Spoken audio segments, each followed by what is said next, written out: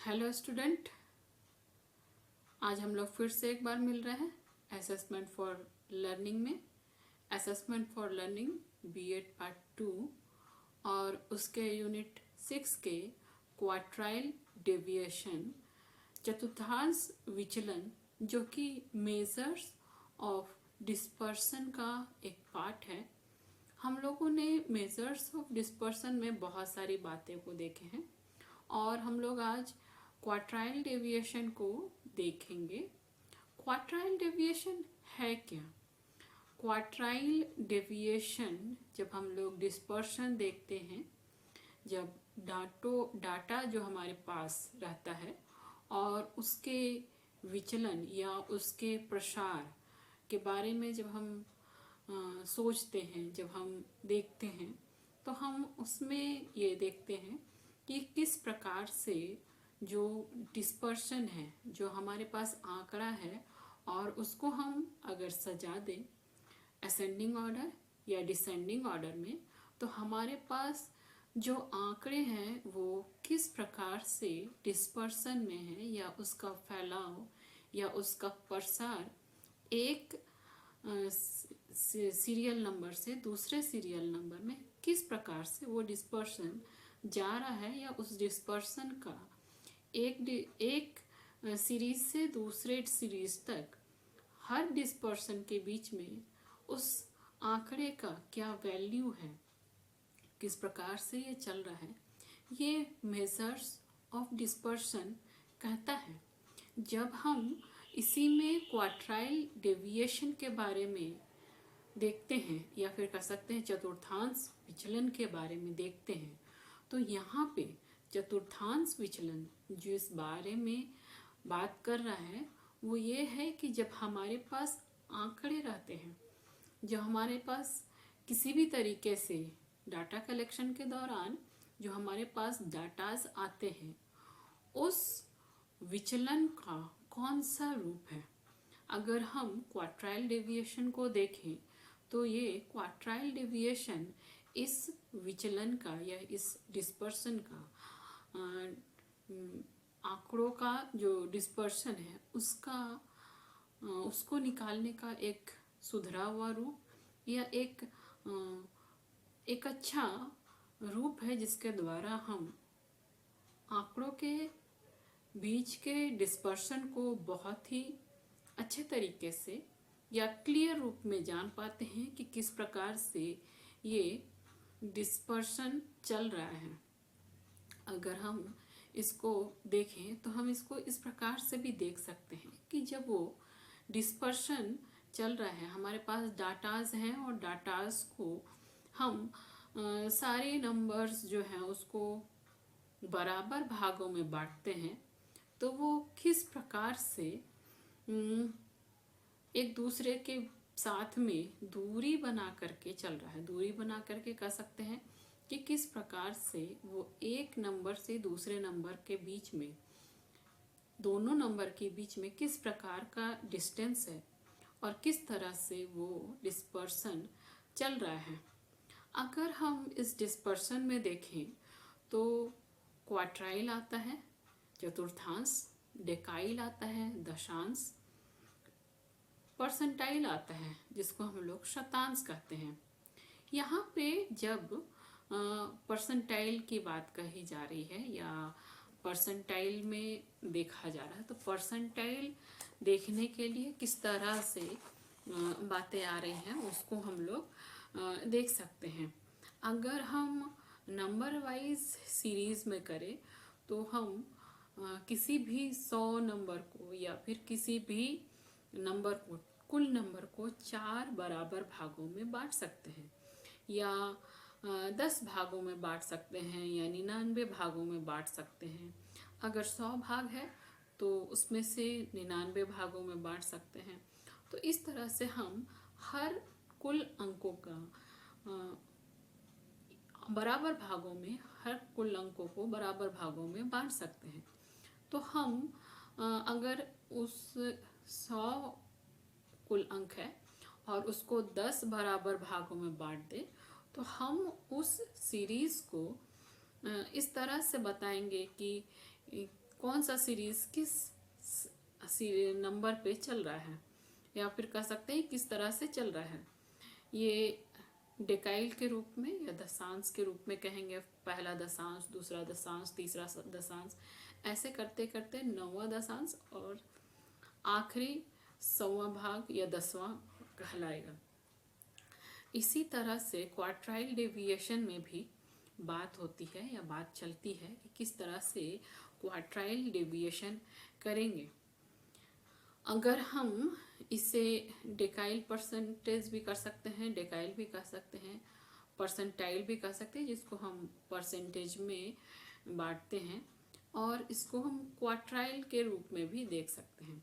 तो अगर हम क्वार्टाइल के रूप में इसे क्लियर रूप में देख रहे हैं तो क्वार्टाइल मतलब 100 अंक, कुल अंक को 4 बराबर भागों में बांटना, और ये 4 बराबर भागों में अगर हम बांटेंगे तो हर भाग में 25% अंक रहेंगे, या 25% एक भाग में अंक रहेंगे, और हर अंक के अनुसार से ये 4 भागों में बटेगा। इसीलिए इसे क्वार्टाइल डेविएशन या चतुर्थांश विचलन कहा जा रहा है। यहाँ पे जो चतुर्थांश विचलन है, इसके 2 मुख्य भागों को खास रूप में देखा जाता है। एक 25% भाग पहला, और दूसरा भाग 75% भाग, जिसके बीच में बराबर बराबर भाग में 50% भाग रहेंगे। या फिर कह सकते हैं कि अगर कुल अंक की संख्या 100 है तो उसे 2 बराबर भागों में बांट सकते हैं, जिसमें से एक भाग में 50 और दूसरे भाग में 50 भाग रहेंगे। अब अगर इस 50 भाग को, पहले 50 भाग को बराबर भाग में बांटे तो पहले भाग में बराबर भागों में जब इस 50 भाग को बांटेंगे तो ये इसके 2 भाग होंगे। 2 भाग में जब बांटेंगे तो पहले भाग में 25 भाग और दूसरे भाग में 25 अंक रहेंगे।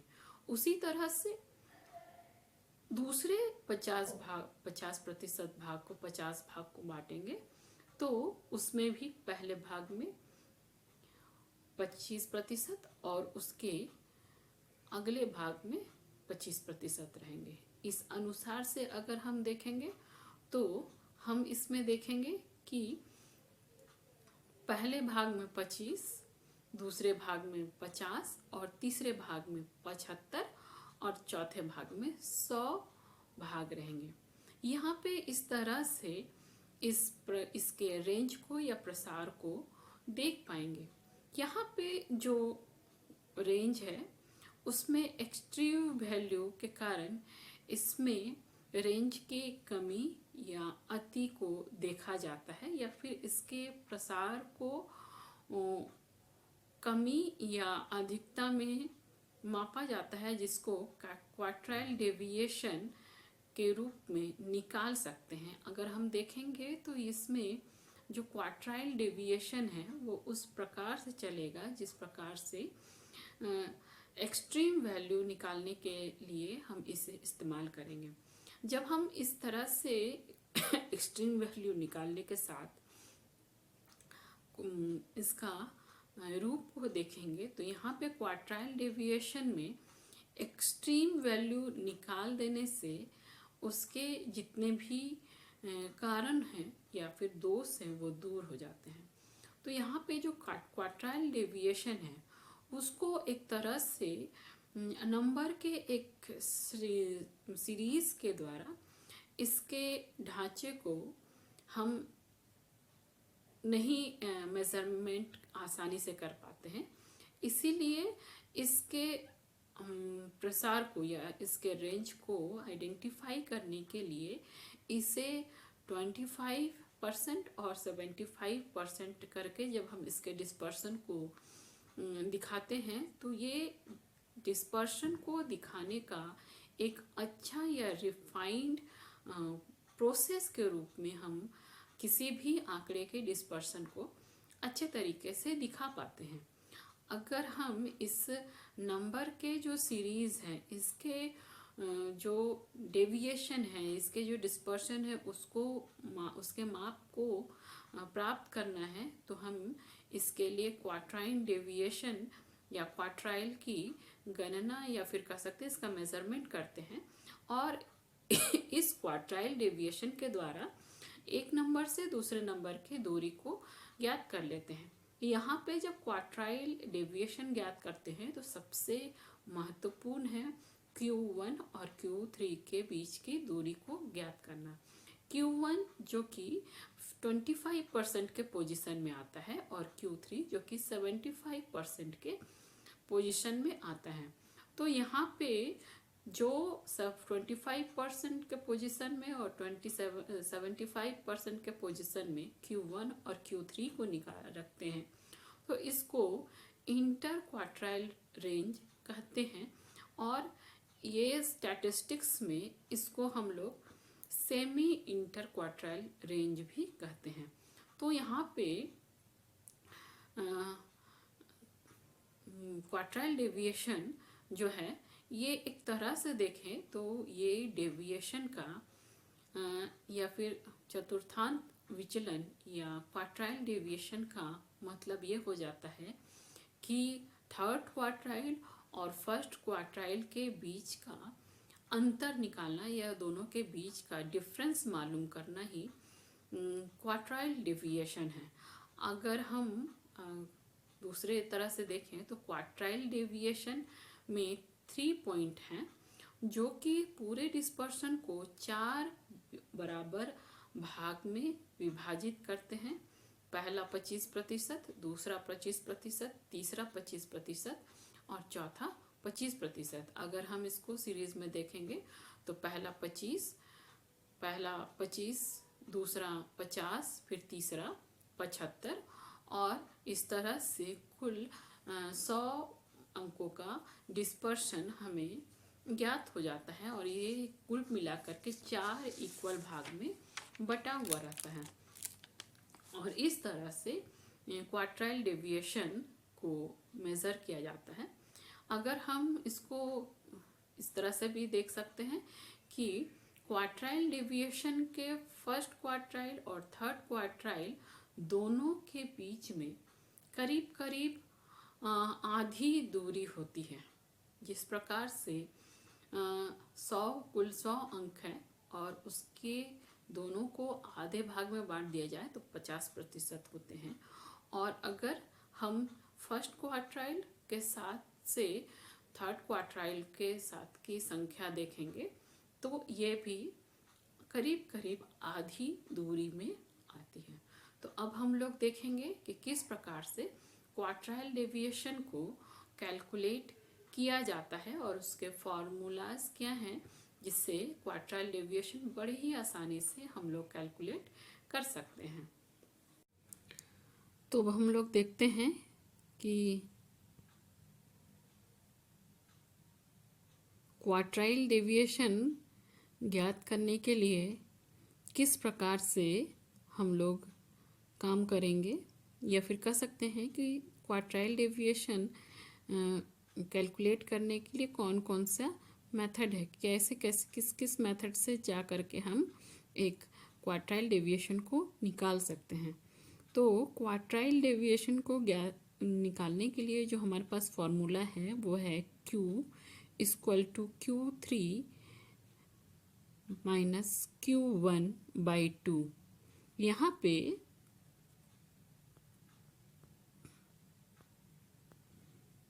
यहाँ पे जो Q3 है वो है थर्ड क्वार्टाइल, जिसको हम लोग हिंदी में कहेंगे तृतीय चतुर्थांश, और Q1 है वो है फर्स्ट क्वार्टाइल, प्रथम चतुर्थांश। तो आज हम लोग जब क्वार्टाइल डेविएशन सॉल्व करेंगे तो क्वार्टाइल डेविएशन में हम लोग ग्रुप्ड डाटा को सॉल्व करेंगे, व्यवस्थित आंकड़ों से चतुर्थांश की गणना करना या calculating of quartile deviation from group data. यहाँ पे हम ग्रुप डाटा जब हम लोग क्वार्टाइल डेविएशन निकाल रहे हैं ग्रुप डाटा से, तो ग्रुप डाटा में जब क्वार्टाइल डेविएशन निकाल रहे हैं तो एक बात इसमें यह है कि जब भी हम क्वार्टाइल डेविएशन निकालते हैं तो उसमें हम Q1 और Q3 को सेलेक्ट करते हैं या देखते हैं। यहाँ पे जब Q1 और Q3 में जाते हैं, जब हम क्वार्टाइल डेविएशन में जब हम इस बात में देखते हैं कि किस तरह से क्वार्टाइल डेविएशन में ग्रुप डाटा को निकालना होता है, ग्रुप डाटा से क्वार्टाइल डेविएशन किस प्रकार से निकालना होता है, तो हम लोगों को इसको कैलकुलेट करते समय हमें देखना होता है कि पूरे डाटा में Q3 और Q1 का पोजीशन कहाँ पड़ेगा और किस तरह से Q3 और Q1 को आइडेंटिफाई करेंगे। तो यहाँ पे इसको बताने से पहले मैं आप लोगों को बता देना चाहूँगी कि हम यहाँ पे जानते हैं कि मीडियन, जो हम लोग मीडियन मोड करते हैं उसमें का मीडियन माध्य जो है केंद्रीय प्रवृत्ति का एक ऐसा माप है जिसका उपयोग डिस्ट्रीब्यूशन या डिस्पर्सल या वितरण में बहुत ज़्यादा नंबर होने पर किया जाता है। हम लोग बहुत ज़्यादा नंबर होने पे मीडियन को निकालते हैं। इसी प्रकार से विचलन के होने पे, जो हमारा डिस्पर्सन है उसके होने पे Q का प्रयोग भी इन्हीं परिस्थितियों में किया जाता है कि जब बहुत ज़्यादा नंबर है तो हम उसमें से Q को निकालते हैं या फिर क्वार्टाइल को निकालते हैं। इसलिए क्वार्टाइल को कैलकुलेट करने के लिए वही थ्योरी रहता है जो कि मीडियन को निकालने के लिए करते हैं। यहाँ पे क्वार्टाइल को कैलकुलेट करने के लिए सबसे पहले Q1 और Q3 को निकाल लिया जाता है या फिर उसको कैलकुलेट किया जाता है। और Q1 का कैलकुलेट करने के लिए फॉर्मूला आता है और Q3 को कैलकुलेट करने के लिए भी फॉर्मूला आता है। और उस फॉर्मूला को नंबर को पुट करने के बाद ही हम लोग क्वार्टाइल डेविएशन निकालते हैं, जो कि quartile equal to Q3 minus Q1/2 करके होता है। तो इसके लिए जो फॉर्मूला है, Q1 के लिए जो फॉर्मूला है वो है Q1 equal to L plus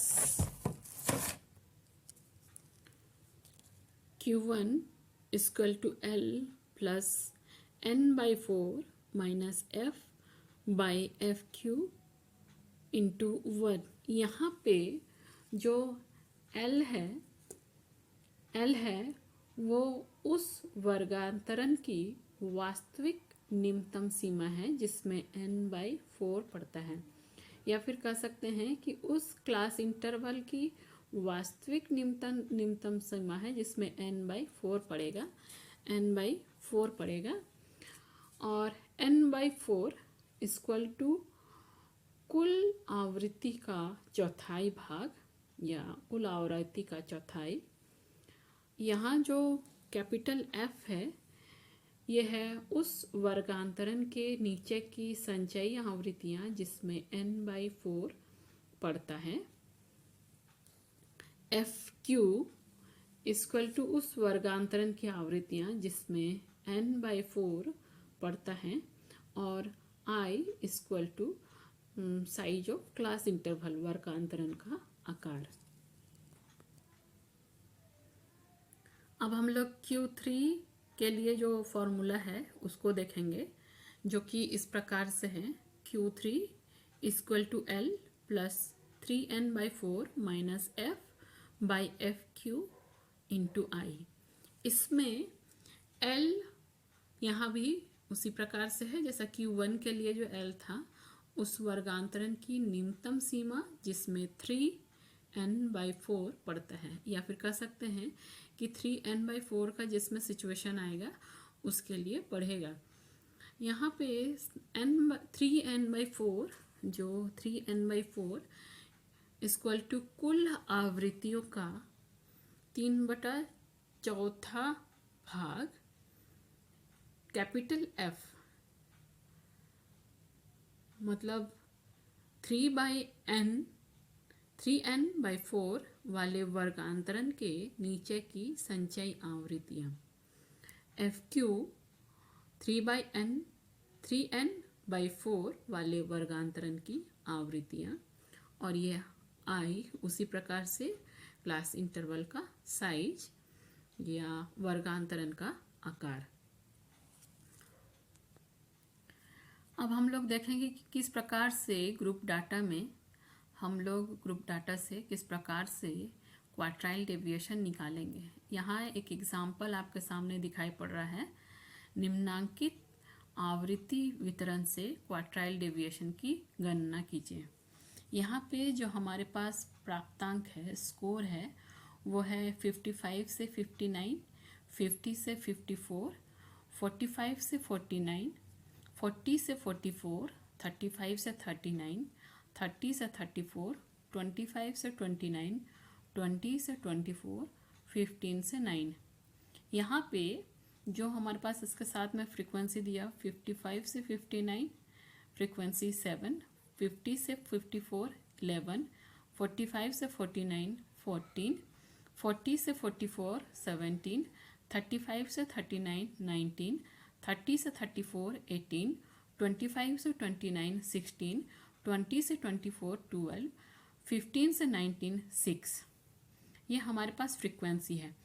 normally exam में जो हमारे पास क्वेश्चन आएगा उसमें केवल स्कोर रहेंगे और फ्रीक्वेंसी रहेगा।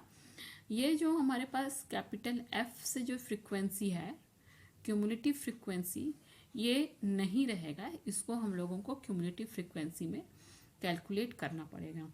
तो हमारे पास यही दो रहेंगे, बाद बाकी इसके बाद हम लोग को करना होगा। तो हम लोग इसके प्रोसीजर में आगे बढ़ते हैं कि किस प्रकार से इसका सॉल्यूशन किया जाएगा।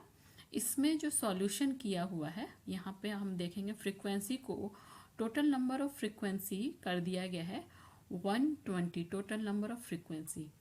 उसके बाद थर्ड रो में हमारा इसका क्यूमुलेटिव फ्रीक्वेंसी निकाला गया है। क्यूमुलेटिव फ्रीक्वेंसी कैसे निकाला हुआ देखिए, यहाँ 6 असेंडिंग नीचे से ऊपर की ओर सारे फ्रीक्वेंसी को सीरियल वाइज जोड़ दिया गया है। यहाँ से यहाँ पे किस तरह से जोड़ा गया है, 6 + 12 6 + 12 18, 18 + 16 34, 34 + 18 25, 52, 52 + 19 71, 71 + 17 88, 88 + 14 102, 102 + 11 113, 113 + 7 120। यहाँ टोटल नंबर ऑफ फ्रीक्वेंसी और ये लास्ट में जो क्यूमुलेटिव फ्रीक्वेंसी का नंबर है, ये यहाँ पे 120 होगा। यहाँ पे हम यहाँ देख रहे हैं, मैंने पहले से ही करके रख दिया है वर्गांतरण, जिसमें n/4 पड़ता है। यहाँ 34 में लिखा हुआ है, 102 में वर्गांतरण जिसमें 3n/4 पड़ता है। इसे किस प्रकार से निकाला गया है, फर्स्ट क्वार्टाइल पोजीशन को और थर्ड क्वार्टाइल पोजीशन को, इसको हम लोग देखते हैं कि किस प्रकार से निकाला गया है। n/4 करके हम लोग फर्स्ट क्वार्टाइल को निकाले हैं, n = 120/4, तो हमारा आंसर हुआ 30। ये फर्स्ट क्वार्टाइल का सिचुएशन है। 30 या 30 से ऊपर कोई अगर सिचुएशन है हमारे क्यूमुलेटिव फ्रीक्वेंसी में, तो इसको हम लोग फर्स्ट क्वार्टाइल एरिया मान सकते हैं। यहाँ पे इसलिए इंडिकेट किया हुआ है, 30 है पोजीशन इसलिए इंडिकेट किया हुआ है वर्गांतरण, जिसमें n/4 पड़ता है। यहाँ पे हम देख सकते हैं 3n/4 जो थर्ड क्वार्टाइल के लिए पोजीशन निकालना है, 3 इंटू 120/4 इक्वल टू 90, और ये 90 सीरीज में जिस जगह पे पड़ेगा वहाँ थर्ड क्वार्टाइल का पोजीशन इंडिकेट कर लेंगे। यहाँ पे देख सकते हैं 90 के बाद जो हमारा 3n/4 का पोजीशन जो हम लोग कैलकुलेट करके भी 90 निकाले हैं, 90 के बाद सबसे पहला 102 आ रहा है 90 के बाद, तो यहाँ पे हम इसे थर्ड क्वार्टाइल का पोजीशन मान सकते हैं। यहाँ लिख सकते हैं वर्गांतरण जिसमें 3n/4 पड़ता है, तो ये जो सिचुएशन जहाँ है यहाँ 102 पड़ेगा, 102 पड़ेगा। इसका फ्रीक्वेंसी आगे में 14 है और 34 के आगे में फ्रीक्वेंसी 16 है। हमारे पास जो क्लास इंटरवल है 3n/4 के साथ में जो क्लास इंटरवल है वो 45 से 49 है। यहाँ भी जो हमारा क्लास इंटरवल जो है 25 से 29 है। तो ये ध्यान में रख करके जो हम लोग अभी फॉर्मूला देखे थे Q1 और Q3 के लिए, उस फॉर्मूला में इस सिचुएशन को पुट करके हम लोग Q3 और Q1 को कैलकुलेट करेंगे। Q1 के लिए फॉर्मूला पुट करेंगे L plus n/4 minus f/f(q) into I. हमारे पास जो क्लास इंटरवल था वहाँ पे 25 से 29 था, 25 से 29 था। उसके ठीक लोअर लिमिट में हमारे पास 20 से 24 है। तो हमारे जो दोनों के बीच का एरिया है 25 से 24, तो हम लोग इसके दोनों के बीच का एरिया या दोनों के बीच का नंबर निकालेंगे, और इसको निकालने के लिए 25 से जोड़ देंगे 24 को और 2 से भाग करेंगे, तो जो हमारे पास आंसर आएगा वो रहेगा 24.5 प्लस 30 जो हम लोग n/4 के लिए निकाले थे, माइनस f जिस क्लास इंटरवल में f आया है, जिस क्यूमुलेटिव फ्रीक्वेंसी में f आया है, ठीक उसके नीचे 18 हमारा पड़ता है, तो हम उसमें से 18 डाल देंगे और ठीक जहाँ पे 34 का हमारा आएगा, 30 का पोजीशन आया है, ठीक उसके सामने का जो फ्रीक्वेंसी है वो 16 है, तो हम लोग 16 लिखेंगे गुना क्लास इंटरवल जो 5 चल रहा है उसमें 5 लिखेंगे, और फिर हम लोग इसको सॉल्यूशन कर देंगे, सॉल्व कर देंगे। आगे जो होगा 24.5 प्लस इसको माइनस करेंगे 30 माइनस 18 12/16 इंटू 15। हम लोग इसको जब सॉल्व करेंगे 24.5 प्लस 12 गुना 15, तो हमारा आंसर जो होगा 12 गुना 5, यहाँ पे गलती से 5 लिखा गया है, 15 लिखा गया, 12 गुना 5 इक्वल टू 60 by 16 24.5 प्लस 3.75, जब 60 by 16 को हम लोग डिवाइड करेंगे तो हमारा आंसर आएगा 3.75, और इसको जब टोटल करेंगे 24.5 प्लस 3.75 तो हमारा टोटल होगा 28.25, और फिर ये हमारा फर्स्ट क्वार्टाइल का आंसर होगा 28.25।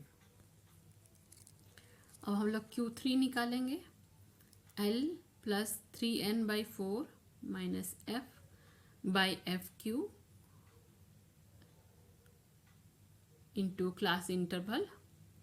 यहाँ पे जो L है पोजीशन वो 44.5 आएगा प्लस 90 माइनस 88 जो हमारा 102 जो थर्ड क्वार्टाइल का पोजीशन आया उसमें से क्यूमुलेटिव फ्रीक्वेंसी में जो आया है नंबर है वो 88 है, बटा 14 जो हमारे पास थर्ड क्वार्टाइल का पोजीशन 102 है, उसके ठीक सामने फ्रीक्वेंसी में 14 है, गुना 5, अब जब हम इसे 44.5 प्लस 2/14 इंटू 5 करके कैलकुलेट कर लेंगे। जब कैलकुलेट करेंगे 44.5 प्लस 10/14, फिर नेक्स्ट होगा 44.5 प्लस 5/7। जब हम इसको कट करेंगे तो हमारा आंसर आएगा 5/7। नेक्स्ट पोजीशन में 44.5 प्लस 0.71। जब हम इसे सॉल्व करेंगे तो हमारा आंसर आएगा 0.71। और नेक्स्ट पोजीशन में हमारा जब हम इसे जोड़ देंगे, ऐड कर देंगे, तो हमारा आंसर आएगा 45.21। ये हमारा थर्ड क्वार्टाइल का पोजीशन आएगा। अब जो हमारा फर्स्ट क्वार्टाइल और थर्ड क्वार्टाइल का पोजीशन निकाल लेने के बाद हम क्वार्टाइल डेविएशन के फॉर्मूले में थर्ड क्वार्टाइल और फर्स्ट क्वार्टाइल के नंबर को पुट करेंगे। Quartile deviation equal to Q3 minus Q1/2। हम लोग नंबर पुट करेंगे। Q3 45.21 माइनस Q1 का है 28.25/2। तो हम लोग यहाँ पे सॉल्व करेंगे तो आएगा हमारे पास आंसर 16.96/2। और जब हम इसको और भी सॉल्व करेंगे, कट करेंगे, तो हमारा आंसर आएगा 8.48। तो इस तरह से हम लोग ग्रुप डाटा में क्वार्टाइल डेविएशन को सॉल्व कर लेंगे। एक और प्रॉब्लम सॉल्व करेंगे हम लोग। ये हमारे पास एक और प्रॉब्लम है जिसको हम लोग सॉल्व करेंगे। इसमें स्कोर और फ्रीक्वेंसी दिया हुआ है, क्यूमुलेटिव फ्रीक्वेंसी फिर हम लोग ऐड करना है। यहाँ पे हम लोग देख रहे हैं स्कोर है, फ्रीक्वेंसी है और ये क्यूमुलेटिव फ्रीक्वेंसी है। यहाँ पे हम लोग इसको, यहाँ पे जो हमारे पास स्कोर है 15 से 15.99, 14 से 14.99, 13 से 13.99, 12 से 12.99, 11 से 11.99, 10 से 10.99, 9 से 9.99। इसके साथ में जो फ्रीक्वेंसी दिया है वो 2, 3, 4, 5, 3, 2, 1। और जब हम इसका क्यूमुलेटिव फ्रीक्वेंसी निकालेंगे तो जैसे पिछले वाले में किया था, पिछले एग्जाम्पल में हमने किया था 1 1 plus 2 3, 3 plus 3 6, 6 plus 5 11, 11 plus 4 15, 15 plus 3 18, 18 plus 2 20। हमारे पास जो टोटल नंबर ऑफ फ्रीक्वेंसी है वो भी 20 है और यहाँ क्यूमुलेटिव फ्रीक्वेंसी का लास्ट नंबर जो है वो 20 है। तो इस तरह से हम लोग क्यूमुलेटिव फ्रीक्वेंसी निकाल देंगे और फिर हम लोग n/4 का सिचुएशन और 3n/4 का सिचुएशन निकालेंगे। n/4 इक्वल टू 20/4 इस, तो हमारा पास आंसर आएगा 5। n/4 3 इंटू 20/4 हमारा आंसर जो आएगा वो होगा 15। अब हम लोग क्वार्टाइल, फर्स्ट क्वार्टाइल निकालने के लिए फॉर्मूला पुट करेंगे। L plus n/4 minus f/fq into I. हम जब इसको सॉल्व करेंगे तो हमारा जो लोअर लिमिट आएगा वो 10.99 होगा, 10.99 प्लस 5 माइनस 3/3 इंटू 1। यहाँ जो हम सिचुएशन देख रहे हैं उसके आगे 10.995 प्लस 2/3 इंटू 1। नेक्स्ट पोजीशन में 10.995 प्लस 0.666। जब हम इसको सॉल्व करेंगे तो हमारा आंसर आएगा 0.666। जब हम दोनों को ऐड करेंगे तो हमारा आंसर आएगा 11.661। ये हमारा फर्स्ट क्वार्टाइल का आंसर होगा। फिर हम थर्ड क्वार्टाइल के पोजीशन में जाएंगे। थर्ड क्वार्टाइल को निकालने के लिए हम फॉर्मूला लिखेंगे L plus 3n/4 minus f into I. उसके बाद नेक्स्ट पोजीशन में हम इसका जो हमारे पास वैल्यू है उसको पुट करेंगे 13.995 प्लस 15 माइनस 11/4 इंटू आई इंटू 1। हमारे पास जो क्लास इंटरवल है वो 1 है। 13.995 प्लस 4/4 इंटू 1। आगे के पोजीशन में 13.995 प्लस 1, हमारा जो सॉल्यूशन आएगा वो है 14.995। तो जब हम इसको सॉल्व करेंगे तो इस प्रकार से सॉल्व होगा। Q का वैल्यू को हम लोग Q को हम लोग फार्मूला को पुट करेंगे Q3 minus Q1/2 equal to जो हमारे पास Q3 का वैल्यू है 14.995 माइनस Q1 का जो वैल्यू है 11.661/2। 14.995 माइनस 11.661/2 हमारा जो सॉल्यूशन होगा 3.334/2 आंसर होगा। जब हम लोग इसको सॉल्व करेंगे तो हमारा आंसर होगा 1.667। तो इस तरह से हमारा इस ग्रुप डाटा से भी हमारा क्वार्टाइल डेविएशन जो निकलेगा उसका आंसर होगा 1.667। तो अभी हम लोग यहाँ पे अनग्रुप डाटा से हम लोग किस तरह से क्वार्टाइल डेविएशन निकालेंगे ये देख रहे थे। तो यहाँ पे जो क्वार्टाइल डेविएशन निकाल रहे थे उसमें कुछ बातों को ध्यान देना चाहिए, जैसे कि n/2 को सही क्लास इंटरवल में पढ़े और उसमें से जो लोअर लिमिट का वैल्यू है उस क्लास इंटरवल की हाईएस्ट वैल्यू या हाईएस्ट लिमिट होती है।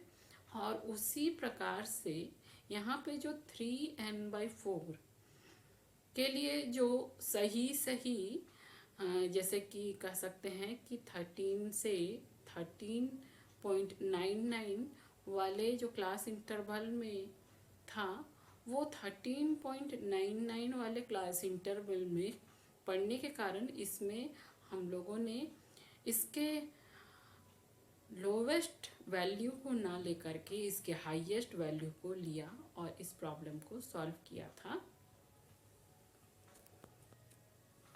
तो जो क्वार्टाइल डेविएशन हम लोग सॉल्व कर रहे थे उसमें हम लोगों ने बहुत सारे प्रोसेस को देखा।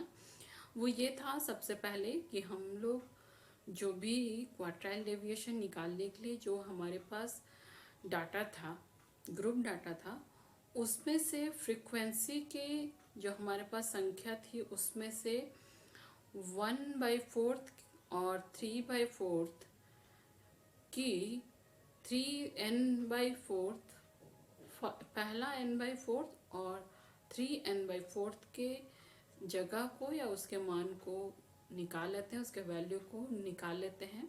दूसरा काम उसके बाद ये किए कि Q1 और Q3 quartile deviation 1 first quartile और थर्ड क्वार्टाइल का जो लोवेस्ट लिमिट था, ओरिजिनल लोवेस्ट लिमिट था, उसको उसके वैल्यू को निकाल लिए। फिर तीसरे स्टेप में ये किए कि Q1 और Q3 फर्स्ट क्वार्टाइल और थर्ड क्वार्टाइल को हम लोग फॉर्मूला की सहायता से सॉल्व किए। और चौथे में जो हम लोगों ने फर्स्ट क्वार्टाइल और थर्ड क्वार्टाइल का जो वैल्यू निकाला फॉर्मूला से, उस फॉर्मूला से जो वैल्यू निकाले उसको थर्ड क्वार्टाइल से फर्स्ट क्वार्टाइल को घटा दिए और घटाने के बाद उसे 2 से भाग कर दिए। और जो भाग करने के बाद जो हमारे पास आंसर आया वही क्वार्टाइल डेविएशन था। तो क्वार्टाइल डेविएशन निकालने से जो फ़ायदा या उपयोगिता इसका है वो इस प्रकार से है। क्वार्टाइल डेविएशन जो डिस्पर्सन का माप है वो बहुत ही सरल माप है। क्वार्टाइल डेविएशन से डिस्पर्शन के माप को बहुत आसानी से निकाला जा सकता है और इसको बहुत ही आसानी से हल भी किया जा सकता है। दूसरा, रेंज के मुकाबले में क्वार्टाइल डेविएशन का माप या क्वार्टाइल डेविएशन का वैल्यू बहुत ही ज़्यादा उपयोगी है। तीसरी बात है, जब सेंट्रल टेंडेंसी के माप के रूप में इसके माध्यांक का या मीडियन का प्रयोग किया जाता है तो ऐसी हालत में विचलनशीलता या डिस्पर्शन के माप के रूप में क्वार्टाइल सबसे अधिक विश्वसनीय या रिलायबल सिद्ध होता है। चौथा बात है कि एक्सट्रीम स्कोर में या दूरस्थ प्राप्तांक में इसका प्रभाव चतुर्थांश क्वार्टाइल डेविएशन पे नहीं पड़ता है, क्योंकि जब डिस्पर्शन को निकाला जाता है तो पहला 25% और अंत के 25% की गणना नहीं की जाती है। इसमें केवल 25% और 75% की गणना की जाती है। अब इसमें फायदा क्या है या हानि क्या है, या कह सकते हैं कि चतुर्थांश विचलन या क्वार्टाइल डेविएशन का दोष और सीमा क्या है। चतुर्थांश विचलन को जब सैंपल कैलकुलेट करते हैं, क्वार्टाइल डेविएशन को जब कैलकुलेट करते हैं तो जो भी हमारे सैंपल से हम डाटा कैलकुलेट कर रहे हैं उसके सैंपल के बढ़ने और घटने से उसके कैलकुलेशन में कोई भी प्रभाव नहीं पड़ता है, या फ्लैक्चुएशन, जब सैंपल में फ्लैक्चुएशन होता है, ऊपर नीचे हो जाता है, तो उसके मेजरमेंट में, उसके इवैल्यूएशन में कोई भी प्रॉब्लम हमें फेस नहीं करना पड़ता है। दूसरी बात यह है कि चतुर्थांश विचलन क्वार्टाइल डेविएशन में के प्रयोग को मैथमेटिकल टर्म्स में, मैथमेटिकल ट्रीटमेंट में हम इसका उपयोग नहीं कर सकते हैं। हम इसका उपयोग तभी कर सकते हैं जब हम इसको किसी आंकड़े हैं हमारे पास, किसी रिसर्च के आंकड़े हैं हमारे पास, कुछ और भी काम के लिए आंकड़े आए हैं और उसमें हमें उसके डिस्पर्शन को कैलकुलेट करना है, तभी हम क्वार्टाइल डेविएशन का उपयोग करके उसके डिस्पर्शन को, उस नंबर के डिस्पर्शन को कैलकुलेट करेंगे। या फिर हमें हर आंकड़ा जो हमारे सैंपल के बाद में हम हर आंकड़े आ रहे हैं, उस आंकड़े में एक आंकड़े से दूसरे आंकड़े में कितने भेद हैं, कितने दूरी पे स्थित हैं, इस आंकड़े के भेद को जानने के लिए ही क्वार्टाइल डेविएशन का उपयोग किया जाता है। तीसरी बात यह है कि क्वार्टाइल डेविएशन में जब हम कैलकुलेट करते हैं तो क्वार्टाइल डेविएशन में मीडियन या माध्यांक क्वार्टाइल डेविएशन से संबंधित होता है, इसलिए इसका प्रयोग जो है दूसरी परिस्थिति में करना उचित नहीं माना जा सकता है या उचित नहीं होता है। और यहाँ पे इस तरह से हम क्वार्टाइल डेविएशन के मेरिट और डिमेरिट को देख पाते हैं। यहाँ पे मेरिट और डिमेरिट को देखने से हमें पता चलता है कि क्वार्टाइल डेविएशन को कब इस्तेमाल करना चाहिए और कब इस्तेमाल नहीं करना चाहिए, और किस जगह पे फ़ायदा होगा और किस जगह पे फ़ायदा नहीं होगा। अगर हम इस बात को देखें तो क्वार्टाइल डेविएशन का जब हम कैलकुलेट कर रहे हैं तो क्वार्टाइल डेविएशन के कैलकुलेट करते समय हम इस बात को ध्यान में रख के करना चाहिए, जो कि हम इसके जबकि मैंने इसके दोष को बताते हुए बताया था कि इसे हर परिस्थिति में क्वार्टाइल डेविएशन को इस्तेमाल नहीं कर सकते हैं। इसका इस्तेमाल हम तभी कर सकते हैं जब हम किसी रिसर्च में या किसी अन्य कार्यक्रम में जब सैंपल हमारे पास आ रहा होता है तो उसके सैंपल में से हर नंबर का डिस्पर्सन एक नंबर से दूसरे नंबर पे कितना जा रहा है या उसके वैल्यू इंक्रीज हो रहे हैं, किस तरह से इंक्रीज हो रहे हैं, इसको दिखाने के लिए ही क्वार्टाइल डेविएशन का प्रयोग किया जाता है। और इस क्वार्टाइल डेविएशन का प्रयोग करने से किसी भी खोजने वाले को ये फ़ायदा होता है, किसी भी सर्चर को ये फ़ायदा होता है कि वो जान पाता है कि जो हमारे आंकड़े प्राप्त हो रहे हैं वो किस तरह के आंकड़े प्राप्त हो रहे हैं और इसका रिजल्ट किस प्रकार से आ रहा है। इसके रिजल्ट को जानने से फ़ायदा ये होता है कि जो भी रिजल्ट हमारे पास आ रहा है वो किस तरह से जो हमारे पास मुद्दे हैं खोजने के लिए, वो किस तरह से हमारे जो आंकड़े हैं वो किस तरह से एक दूसरे से प्रभावित हो रहे हैं और जो नंबर हमारे पास आ रहे हैं वो किस तरह से एक नंबर से दूसरे नंबर की ओर इशारे कर रहे हैं कि वो किस तरह से बढ़ते क्रम में या घटते क्रम में चल रहा है और प्रोग्रेस किस प्रकार से हो रहा है, काम किस प्रकार से हो रहा है, उसकी संगठन किस प्रकार से है, उसकी प्रगति किस प्रकार से है, उस नंबर की प्रकृति किस प्रकार की है। वो जो क्वार्टाइल 1 है और क्वार्टाइल 3 का पोजीशन जो है वो किस बात की ओर इशारा कर रहा है, वो अच्छी बात की ओर इशारा कर रहा है या बुरे बात की ओर इशारा कर रहा है, इस बात पर भी वो ध्यान देता है। या ये कह सकते हैं कि ये ग्रुप डाटा या अनग्रुप डाटा से जब हम इस क्वार्टाइल डेविएशन को कैलकुलेट करते हैं तो हम ये देख पाते हैं कि जो भी कैलकुलेशन हो रहा है उस कैलकुलेशन से हमें कहाँ तक और किस प्रकार तक और किस हद तक फ़ायदा हो रहा है।